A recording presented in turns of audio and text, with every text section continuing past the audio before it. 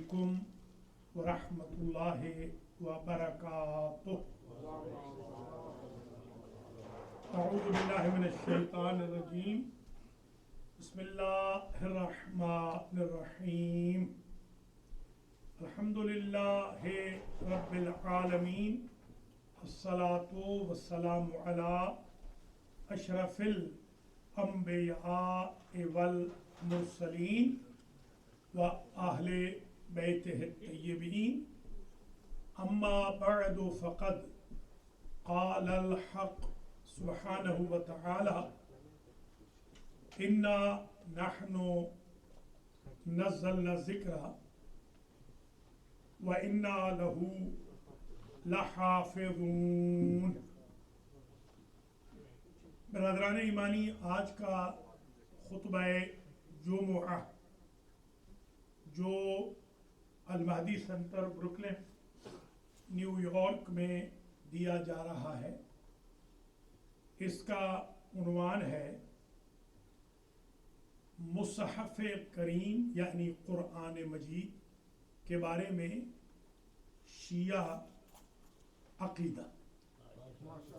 کیونکہ بعض لوگ سوشل میڈیا پر شور ڈال رہے ہیں، بعض بکاؤ مولوی سوشل میڈیا پر یہ تاثر دینے کی کوشش کر رہے ہیں کہ نعوذ باللہ شیعوں کا کوئی الگ قرآن ہے۔ تو آج کا خطبہ پورا کا پورا جو تقریباً 15 سے 20 منٹ کا ہوگا، اسی عنوان پر ہوگا۔ پہلا نقطہ تو یہ سمجھ لیں، شیعہ اثنا عشریہ امامیہ کا عقیدہ، نظریہ، تھیالوجی، آئیڈیالوجی یہ ہے کہ یہ بین الدفتین جو قرآن مجید آج موجود ہے، یہی قرآن وہ ہے جو حضور کے دور میں موجود تھا۔ نہ ہمارا کوئی 40 پاروں والا قرآن ہے، اور نہ ہی ہم تحریف قرآن کے قائل ہیں، یعنی یہ ہم نہیں کہتے کہ کوئی صورت اس میں کم ہوئی ہے یا کوئی صورت اس میں زیادہ ہوئی۔ ہمارا یہی قرآن ہے۔ ہاں، اسے اہل سنت بھی مانتے ہیں، ہم بھی مانتے ہیں کہ ترتیب قرآن جس طریقے سے نازل ہوا تھا کمپائل شکل میں ویسے نہیں ہے۔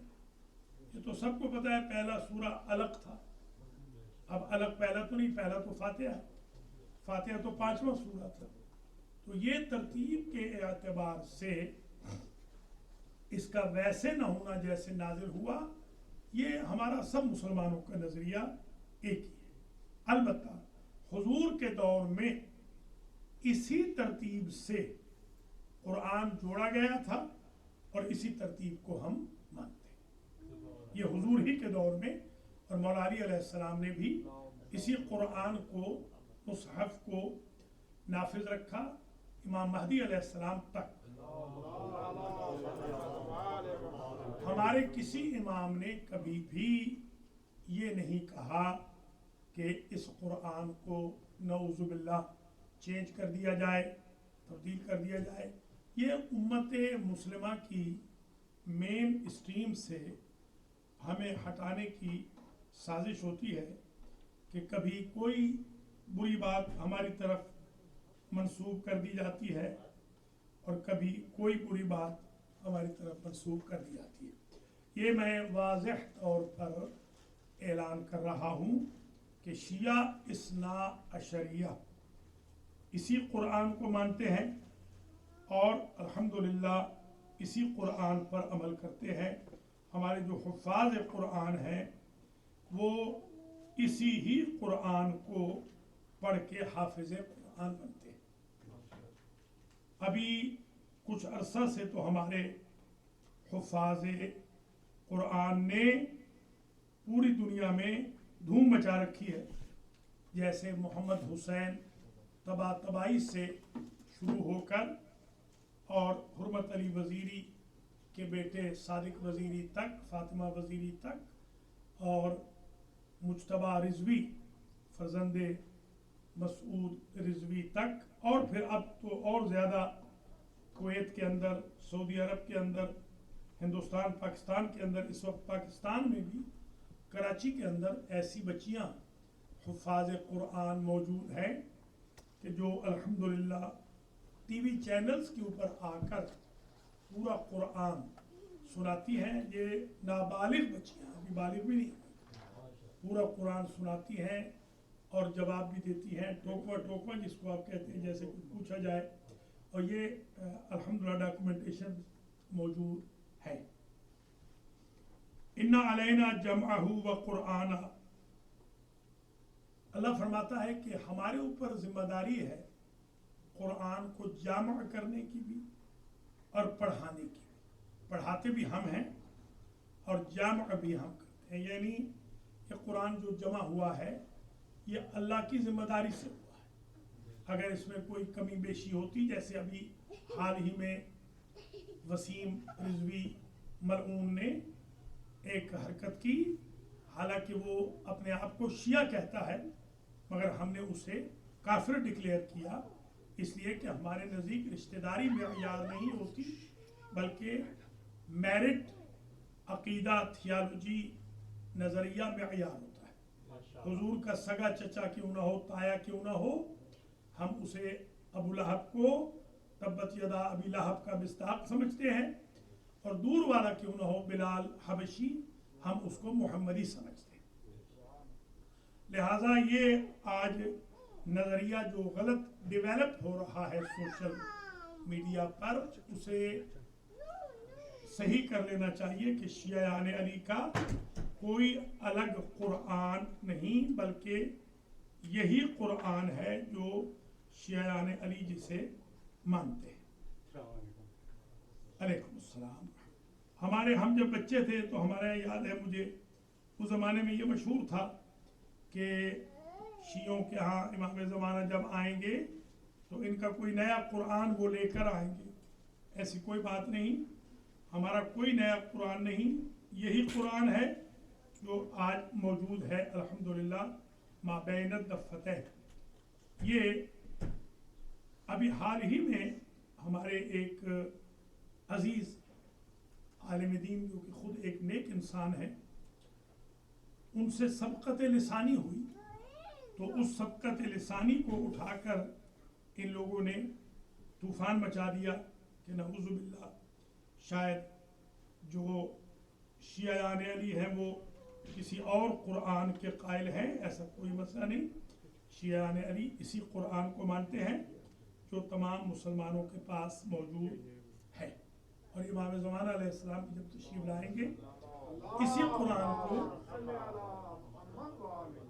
قرآن کو ہی وہ کنٹینیو کریں گے. البتہ امام جب تشریف لائیں گے وہ جو ترتیب ہے اس کا اعلان ضرور فرما دیں گے کہ قرآن کی ترتیب یہ ہے. یہ ایک غلط فہمی کا جو ازالہ تھا وہ بہت ضروری تھا. سفر کے پیش نظر میں اس کا جواب نہیں دے سکا. صبح شام سفر تھے پاکستان کے، اور میں آیا ہوں تو پہلا جمعہ کا خطبہ جو میں دے رہا ہوں اس میں یہ وضاحت کر رہا ہوں کہ ہمارا کوئی بھی شیعہ عالم یا شیعہ مجتہد یا شیعہ طالب علم، شیعہ اسکالر اس کا قائل نہیں ہے کہ اس قرآن میں جو ہمارے ائمہ کے ہاتھوں کا لکھا ہوا ہے، جیسے مولا علی کے ہاتھوں کا لکھا ہوا قرآن میں نے خود دیکھا ہے، امام رضا کے ہاتھوں کا لکھا ہوا میں نے یہ 80s میں دیکھا تھا، 80 میں نے دیکھا تھا. وہ مشہد کے اندر آج بھی پڑا ہوا ہے قرآن جو لکھا ہوا ہے. ہمارے 4 ائمہ کے ہاتھوں کے لکھے ہوئے قرآن موجود ہیں، مگر وہ قرآن کوئی مختلف نہیں ہے. یہ غلط فہمی بالکل دور کر دی جائے.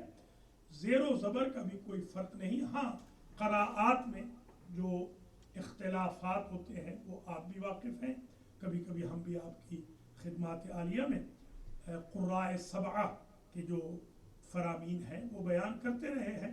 اور وہ جیسے ہوتا ہے بعض اوقات کہ قاری نے یوں بھی پڑھا ہے، ملک یوم الدین بھی پڑھا ہے، مالک یوم الدین بھی پڑھا ہے مثال کے طور پر، وہ الگ چیز ہے. لہٰذا یہ شیعہ اثنا عشریہ کے خلاف یہ جو ایک طوفان کھڑا کیا گیا ہے نعوذ باللہ کہ شیعوں کا کوئی مختلف قرآن ہے، بالکل میں اس کی تردید کرتا ہوں اور وضاحت کر رہا ہوں کہ ہمارا وہی قرآن ہے جو اس وقت سعودی عرب میں چھپتا ہے، وہی قرآن ہے جو اس وقت ایران میں چھپتا ہے۔ قرآن کا نسخہ نیو یارک سے چھپے یا لاہور سے چھپے، قرآن ایک ہی ہے، قرآن میں کوئی فرق نہیں، ترتیب کا فرق ضرور ہے، وہ پہلے بھی میں آپ کی خدمات عالیہ میں عرض کر چکا ہوں۔ یہ مین ایشو تھا آج کے خطبے کا، جسے میں نے چاہا کہ ریزالو کیا جائے۔ دوسرا جو ایشو ہے آج کا وہ ہمارا یہ ہے کہ عقیدہ ہمارا یہ ہے، نظریہ ہمارا یہ ہے کہ قرآن موسٹ سفیسٹیکیٹڈ بک ہے ساری آسمانی کتابوں سے، زبور، انجیل اور تورات سے، بلکہ صحیفوں سے بھی۔ جو امینڈمنٹ ہونی تھی وہ امینڈمنٹ ہو گئی، اب قرآن میں یا اسلام میں یا احکام اسلام میں قیامت تک کوئی امینڈمنٹ نہیں ہوگی۔ قرآن کے بارے میں ہمارا یہ نظریہ ہے کہ کچھ اس کی آیات محکمات ہیں اور کچھ اس کی آیات متشابہات ہیں۔ جو متشابہات ہیں ان کو پڑھنا چاہیے مگر عمل کرنا چاہیے محکمات پر۔ جو دورہ قرآن ہم نے الحمدللہ بسم اللہ سے والناس تک تقریباً 155 دروس کا ختم کیا تھا، 355 دروس کا یہاں ختم کیا تھا، اس میں ہم نے تفصیل کے ساتھ ناسخ منسوخ کا بھی ذکر کیا تھا، محکم متشابہ کا بھی ذکر کیا تھا۔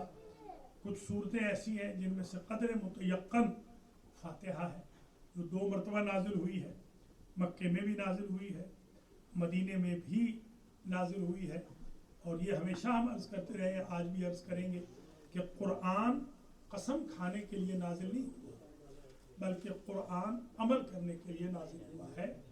یہ کنسپٹ بھی لوگوں کا غلط ہے کہ قرآن کی انگلش پڑھ لو، قرآن کی اردو پڑھ لو اور قرآن نہ پڑھو، جب خدا فرما رہا ہے اِنَّ عَلَيْنَا جَمْعَهُ وَقُرْآنَهُ، ہمارے اوپر لازم ہے کہ ہم اس کو جمع کرائیں اور ہم ہی اس کو پڑھائیں۔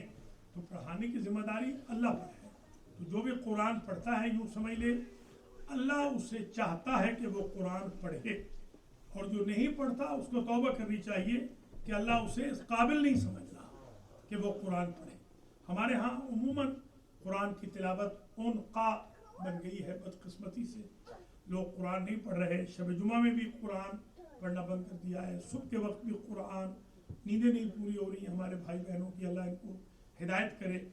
کہ خاص طور پہ جو لوگ بلاد مغرب میں آ گئے ہیں، آپ جائیں پاکستان میں، ابھی میں 31 روز رہ کے آیا ہوں، تو میں نے وہاں کی جو غربت دیکھی ہے، بیچارے وہ لوگ، نہ ان کے پاس گرم پانی ہوتا ہے نہانے کے لیے، نہ ان کے پاس گیس ہوتی ہے، بجلی ان کی بیچاروں کی 18 گھنٹے بند ہوتی ہے، مگر اس کے باوجود وہ ڈیلی قرآن پڑھتے ہیں۔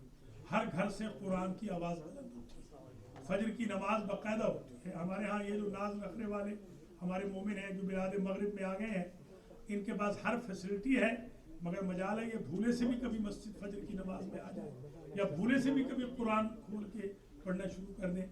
میں مکی مسجد گیا تھا، اچھی چیزیں ہر ایک سے سیکھنی چاہیے، تو وہاں پر میں عادت ہماری تو یہی ہے، بات کرتا ہوا چلا گیا، کوئی ڈیڈ باڈی ہو گئی تھی تو میں ان کو کچھ ڈائریکشن دے رہا تھا کہ یہاں پر دفن ہوگا، وہاں پر دفن ہوگا۔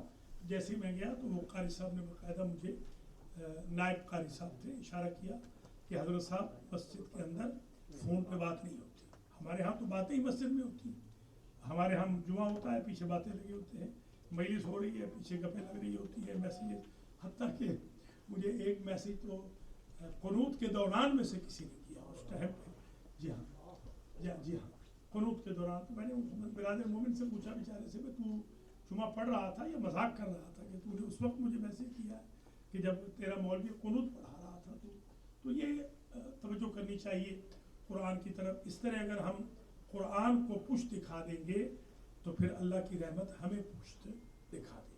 ہمارا نظریہ یہ ہے کہ قرآن پڑھنا چاہیے، یہ بھی ہمارا نظریہ ہے کہ قرآن کو صحیح پڑھنا چاہیے، قرآن کا کترا نہیں کرنا چاہیے۔ آج روشنی کا دور ہے، آج کے دور میں بھی اگر آپ قرآن کی صحیح قراءت نہیں پڑھیں گے تو پھر کب پڑھیں گے؟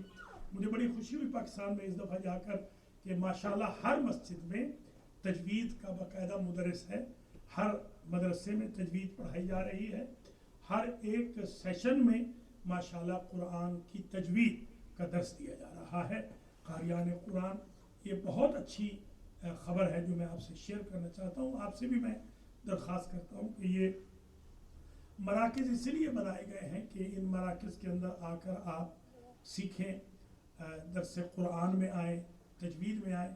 سب سے زیادہ جو تکلیف کا سبب ہوا ہے وہ درس قرآن ہے۔ درس قرآن میں یا تو آتے ہی نہیں ہیں، ایسے بھی کئی دفعہ ہوا ہے کہ میں اکیلا بھی بیٹھا رہا ہوں، درس قرآن میں ایک بندہ نہیں آیا، ایک بندہ بھی نہیں آیا۔ فجر میں اکیلا بیٹھا رہا ہوں، ظہر میں اکیلا رہا ہوں، کوئی آتا ہی نہیں ہے۔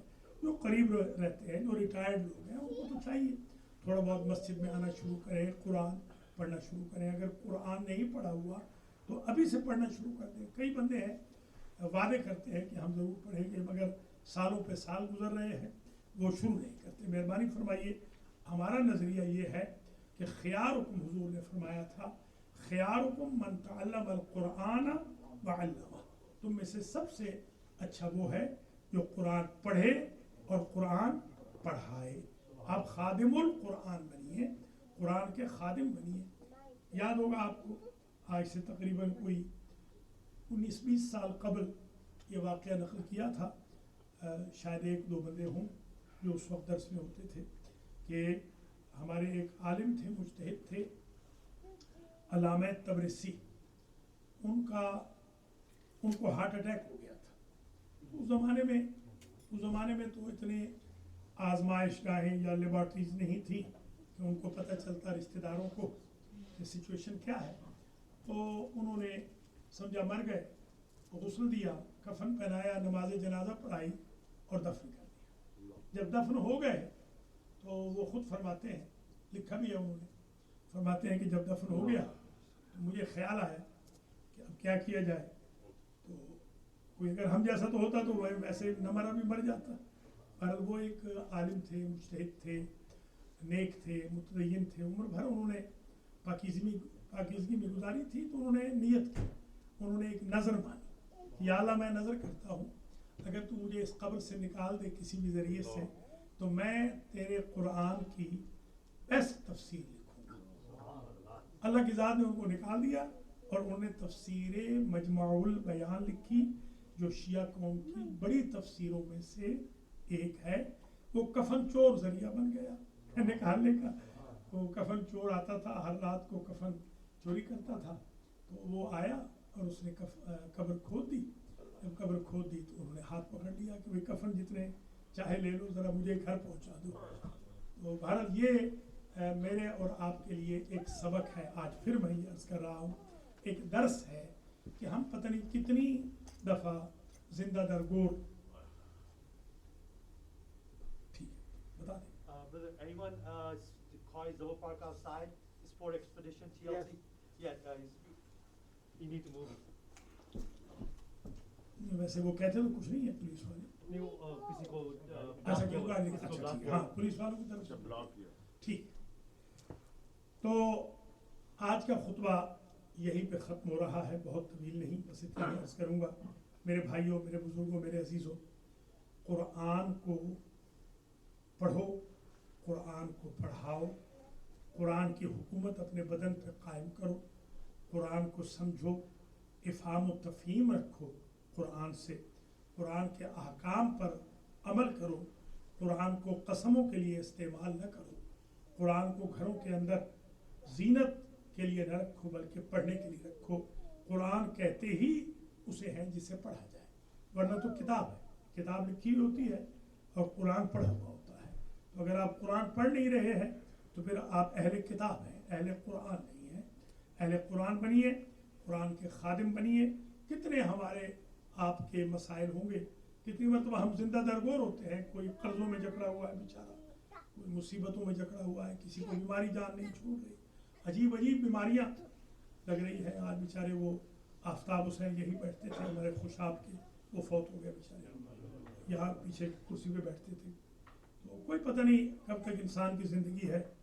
آپ سے میں گزارش کروں گا کہ آپ حضرات کوشش کریں آج کے بعد ایک نئی زندگی کا آغاز کریں، خادم القرآن کی زندگی، خادم اہل بیت کی زندگی. اور اہل بیت یہی چاہتے ہیں کہ قرآن پڑھا جائے، قرآن پڑھایا جائے، قرآن کی حکومت قائم کی جائے، دروس قرآن میں رونق دی جائے، تفاسیر چھاپی جائیں، تفسیر قرآن کا ذکر ہو. میں حیران ہوا ہوں اس دفعہ کہ میں جب گیا ہوں، یہ منڈی بہاولدین بھی گیا، گجرات بھی گیا اور کراچی بھی گیا، پشاور کی سرحد تک، اٹک تک گیا ہوں، اسلام آباد، لاہور، فیصل آباد، جہاں جہاں میں گیا ہوں، ساہیوال، سرگودا، اکاڑا، سب نے مجھے یہ کہا کہ اگر آپ کے پاس ٹائم ہو تو درس قرآن دیں، درس قرآن کہیں. میرے ایک رشتہ دار بھی ہے، میرا بہت زیادہ امیر ہے، انہوں نے مجھ سے کہا کہ جو آپ کو نیاز المہدی والے دیتے ہیں تو میں آپ کو دیتا ہوں، آپ سندرال میں رہ جائیں اور پورا قرآن ہمیں پڑھا دیں، 1 سال قرآن پڑھا دیں اور پھر بشپ چلے جائیں. تو 6 درس میں نے کہے، بلکہ 7 درس کہہ کے آیا ہوں. تو میں آپ سے یہ گزارش کروں گا، ماشاءاللہ آپ بڑے نیک ہیں، آپ بہت اچھے ہیں، تھوڑی سی غفلت دور کر دیجئے، قرآن کے خادم بن جائیے. آپ ہفتے میں ایک دن جو درس قرآن ہے اس کو تو کم از کم رونق. دیکھیے ابھی سوچتے ہیں انشاءاللہ ابھی کچھ کمٹمنٹ لیں گے. پہلے وہ ہمارے لاہور میں تھا ایک زمانے میں، وہاں مجلس ہوتی تھی، ایک سیٹھ لوگوں کا ایک علاقہ ہے سیٹھوں کا، یہ اردو بازار کے اندر ایک جگہ ہے. ہمارے جو شیعہ سیٹھ ہے، وہ 60-70 سیٹھ ہیں، ان کی ایک مسجد بنائی تھی سیٹھوں نے. تو وہ مجھ سے لیتے تھے کبھی کبھی ٹائم درس قرآن کا. تو وہ یہ کرتے تھے کہ سائن کرواتے تھے. مثلا ان کا سائن یہ ہوتا تھا کہ میں اللہ اور رسول کو اور اہل بیت کو گواہ بنا کے شریک قسم کھا رہا ہوں کہ میں فلاں دن جو درس ہوگا اس میں آؤں گا اور میں لکھواؤں گا، پھر درس شروع کروں گا، ورنہ پھر میں اکیلا بیٹھا رہتا ہوں. ہاں لکھواؤں گا، آپ لکھ کے دیں گے، 50 لوگ جب ہو جائیں گے میں درس شروع کروں گا. پھر آپ سے وعدہ کرتا ہوں کہ نہ میں کوئی اس دن نکاح پڑھوں گا، نہ اس دن کوئی کسی جنازے میں جاؤں گا، یہی درس کہوں گا. مگر 50 بندے کم از کم چاہیے جو حلفاً کہیں کہ وہ آئیں گے درس میں. تو 50 سے پھر ہم 100 بھی بنا لیں گے. اللہ کریم آپ سب کو زندہ و سلامت رکھے. یہ کڑوی سی باتیں ہیں، ان کو محسوس نہ کیجیے گا.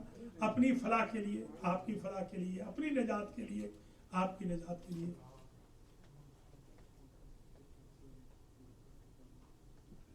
Who parked the double, please? Can you remove? I think from here nobody. On the court. No, from here nobody. Maybe somebody else. Somebody else. Nobody from our center. تو میں بس آپ سے اجازت چاہتا ہوں پہلے خطبے میں یہی کہہ کر کہ آج کے بعد تھوڑی سی تبدیلی فرمائیے، تھوڑا سا قرآن کو ٹائم دیجیے، محمد و آل محمد کو ٹائم دیجیے، مسجد کو ٹائم دیجیے، دین دیانت کو ٹائم دیجیے، کچھ آخرت کی تیاری کو ٹائم دیجیے. اللہ میرا اور آپ کا حامی و ناصر ہو. بسم اللہ الرحمن الرحیم. والعصر ان الانسان لفی خسر الا الذین آمنوا وعملوا الصالحات وتواصوا بالحق وتواصوا بالصبر.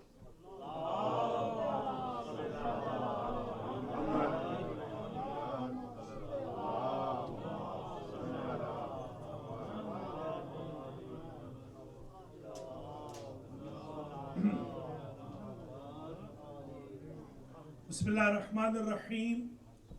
الحمد للہ کما هو اہلہ والصلاة والسلام علی النبی الکریم وأہل بیتہ الطیبین. اما بعد توبوا الی اللہ توبۃ نصوحا. میرے بھائیو، یہ دوسرا جو خطبہ ہے، عموماً اس میں ہم توبہ کی دعوت دیتے ہیں. انشاءاللہ نیکسٹ جو خطبہ ہوگا اگلے جمعہ کو، وہ پھر ہمارا ایک ٹاپک چل رہا ہے علم کا. آج میں دیکھ رہا تھا، پورا جمعہ کا خطبہ سنا میں نے، علم نمبر 1 ہم نے پڑھا تھا. پھر انشاءاللہ 9 خطبے علم کے بارے میں ہی ہوں گے. اہمیت علم، علم دین کی کیا اہمیت ہے، علم دنیا کی کیا اہمیت ہے، اس میں انشاءاللہ. آج کا خطبہ پہلا ظاہر ہے کہ وہ ایک ایشو تھا جو ریز ہوا پاکستان کے اندر، اور اس کو کنسیپٹ کو، مسکنسیپشن کو ریموو کرنا ضروری تھا. اس میں ہم نے فوکس کیا شیعہ تھیالوجی پر کہ شیعہ نظریہ کیا ہے. قرآن کے بارے میں دوسرا خطبہ ہر جمعہ کو توبہ کی دعوت کے لیے ہوتا ہے اور کرنٹ ایشوز کے لیے ہوتا ہے. میں توبہ کی بابت ہمیشہ آپ کی خدمات عالیہ میں ایک چیز عرض کرتا رہا ہوں، کوئی نہ کوئی وائرس جو لگ چکا ہو یا لگنے والا ہو.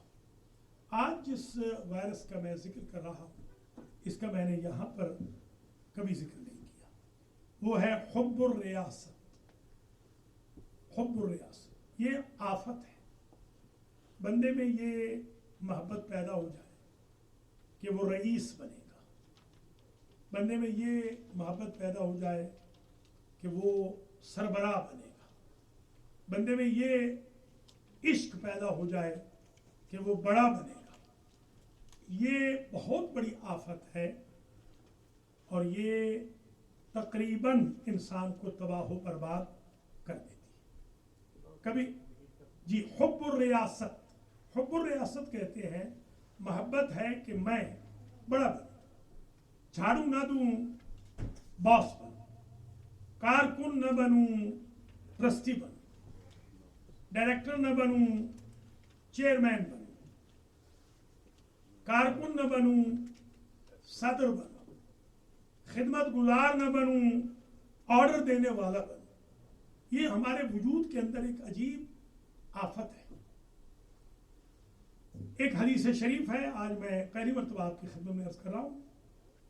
حب الدنیا راس کل خطیئہ.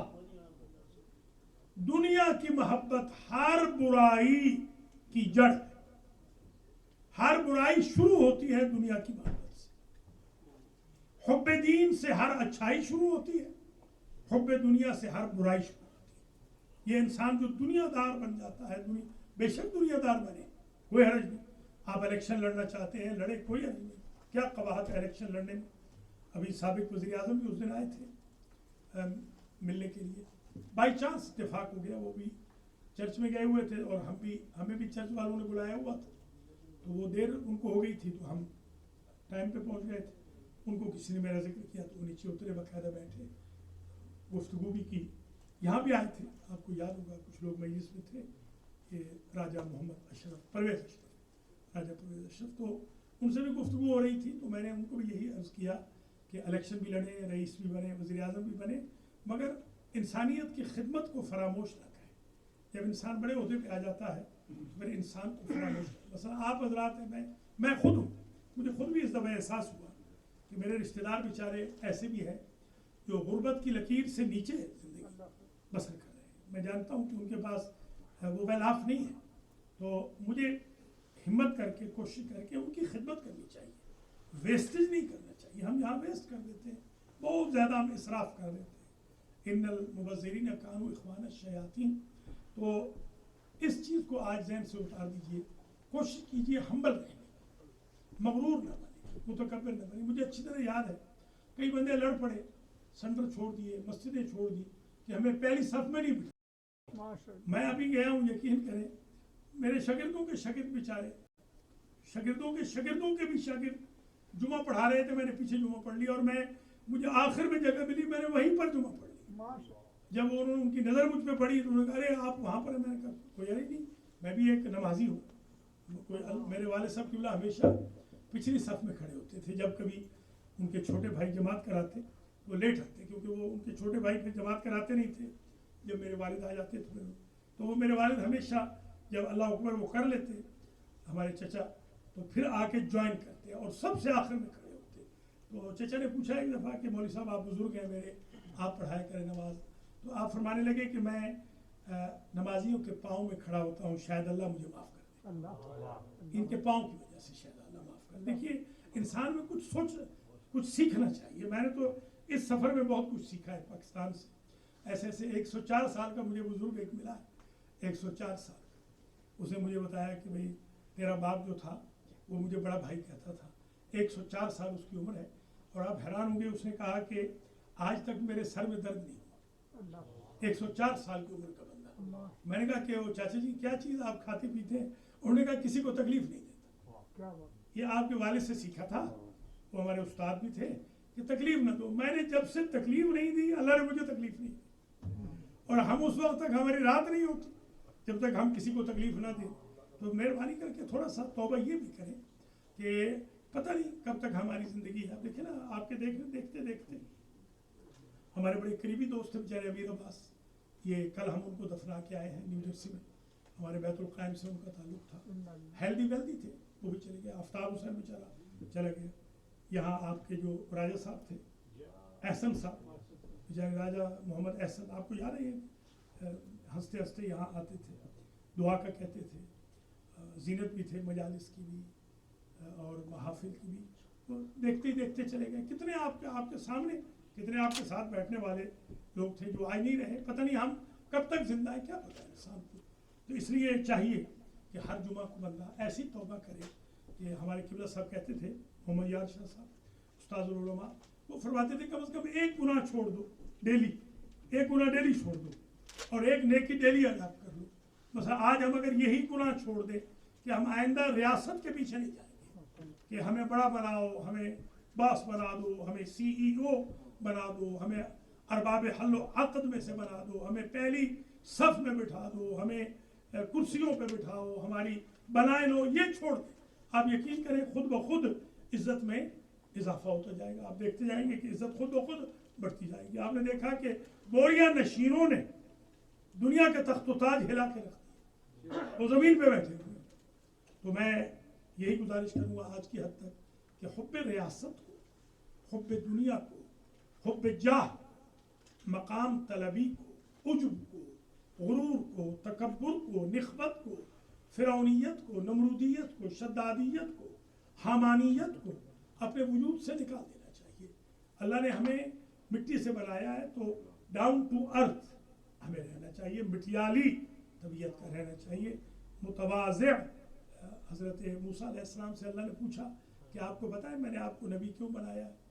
تو انہوں نے کہا تو ہی بتا یا اللہ. تو کہا میں نے آپ کے تواضع کی وجہ سے آپ کو نبی بنایا کہ آپ ہمبل بہت ہیں, آپ بہت ہمبل ہیں. حضرت موسیٰ بڑے ہمبل تھے اور خاص طور پہ ہیلپنگ نیچر تھے, ہیلپنگ نیچر بنیے. انبیاء کی کچھ صفتیں اپنے اندر پیدا کیجیے. حدیث میں تو یہ بھی آیا ہے کہ اللہ کی صفت بھی پیدا کریں.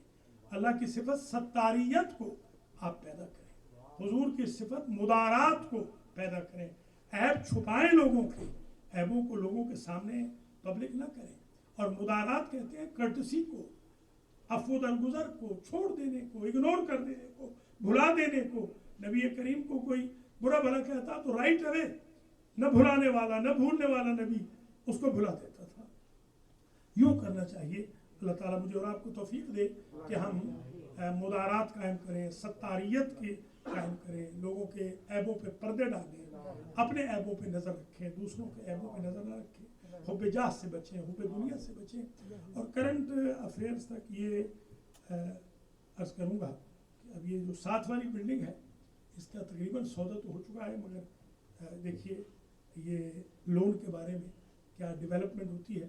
دعا فرمائیں کہ اللہ کرے کہ انشاءاللہ یہ مسئلہ حل ہو جائے. ابھی خلیفہ صاحب نے ایک لیٹر دیا ہے جو کہ اچھی خبر نہیں ہے, پتہ نہیں انشاءاللہ دیکھتے ہیں اس کو. انشاءاللہ دعا فرمائیں کہ لون ہمارا اپروو ہو گیا تھا, پتہ نہیں کیا وجہ ہوئی, کوئی ٹیکنیکلی کوئی مسئلہ ہے. انشاءاللہ ہو جائے گا, اللہ کرے گا. آپ سے درخواست بھی ہے کہ اب آپ مہربانی فرما کر کچھ ڈونیشن بھی دینا شروع کر دیں, اس لیے کہ ابھی تک میرا نہیں خیال کہ کوئی ڈونیشن آیا اس بلڈنگ کی بابت. 12 جگہ تو لینی ہے, وہ جگہ لیں گے انشاءاللہ. ڈبل ہو جائے گا حال اللہ کے فضل و کرم سے. اسی رمضان میں انشاءاللہ حال ڈبل ہوگا اللہ کے فضل و کرم سے.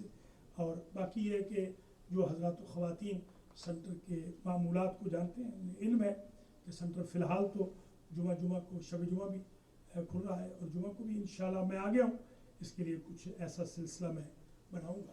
دعا فرمائیں کہ یہ 24 گھنٹے جیسے پہلے کھلتا تھا سنٹر ایسے کھلے انشاءاللہ. دعا فرمائیں اللہ تعالیٰ اس میں مجھے کامیاب فرمائے. آپ کا شکریہ بھی ادا کرتا ہوں, آپ نے بڑا تعاون کیا ہے. اللہ آپ کو اجر دے, جزا دے. اللہ آپ کے مرحومین کی مغفرت فرمائے. اللہ تعالیٰ آپ کے رزق و مال اہل و عیال میں برکت دے, آپ کو صحت و سلامتی سے رکھے. ہر دکھ تکلیف رنج و الم خاص طور پہ کرونا جیسی بیماری سے مجھے اور آپ کو اللہ محفوظ و مسمون فرمائے اور مرحومین کی مغفرت فرمائے. الصلاۃ والسلام علی رسولہ الکریم سیدنا و مولانا ابی القاسم محمد على امام المسلمين وقائد الغر المحجلين علي بن ابي طالب وعلى سيدة نساء العالمين وبضعة رسول خاتم النبيين فاطمة بنت محمد والحسن والحسين سيدي شباب أهل الجنة وعلي بن الحسين ومحمد بن علي وجعفر بن محمد وموسى بن جعفر وعلي بن موسى محمد بن علي وعلي بن محمد والحسن بن علي والخلف الحجة القائم المهدي اللهم عجل لنا فرجه وسهل لنا مخرجه واكحلنا ضمن بنظرة منا إليه واجعلنا من المستشهدين بين يديه إن الله يأمر بالعدل والإحسان وإيتاء ذي القربى وينهى عن الفحشاء والمنكر والبغي يعظكم لعلكم تذكرون.